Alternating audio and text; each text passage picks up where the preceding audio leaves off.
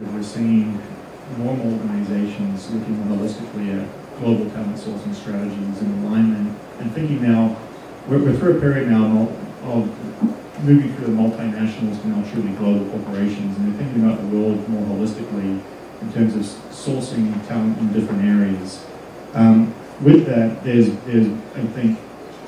an increased expectation on senior leadership to be willing to move and see different parts of the platform and be more mobile and cycle through some more locations that are more embryonic in their maturity to bring them up to speed, and then look to move that talent either back or to other areas of the world or within the country to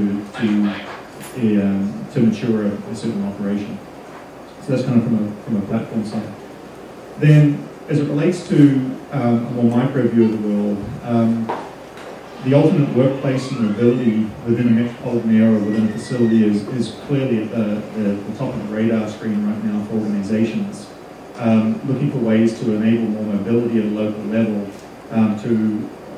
essentially enable the organization to attract and retain talent and offer a better work-life balance than maybe what we've seen in the past. So with that, there's kind of an intersection on the facility side about thinking about cost. Cost it's right now, I think, what most companies are continuing to solve for. Margin preservation is really a better way of saying it. So with more mobility and thinking about the opportunity to enable workers to work in a more remote environment, satellite environment, work from home, organizations are paying more attention to this, and they're doing it from both the perspective of the employee, trying to offer a better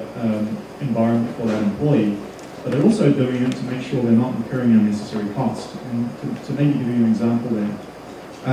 we recently did an assignment for a professional services firm here in New York, and when you actually looked at the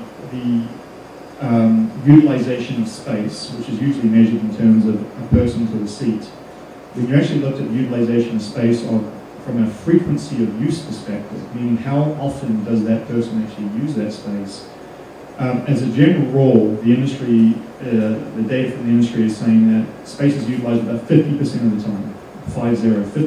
the time, which means you've got all the space sitting idle 50% of the time. In a professional services type environment, you may find that you can move to headcount to seat ratios of 7:1, meaning 7 people per 1 seat in the organization. So these concepts of mobility at a local level, I think, are getting a tremendous amount of attention right now. Most organizations are trying to move away from a 1-to-1 headcount to seat ratio to something different. With technology today, technology is really enabling people to work the way they want to work or have previously worked. With iPhones, laptops, wireless now, there's really a lot of flexibility in the work environment now. So there's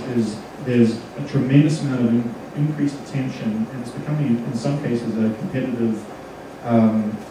strategic way of hiring people and offering a work environment that aligns with the way people work today, that companies are employing more at the local level. I think in general, the target right now from the local facility perspective around mobility is moving to ratios of like 1.3-to-1, meaning you've got 1.3 people per every seat. So what you're essentially achieving is right-sizing your cost from the facility side and offering increased flexibility from the personnel side.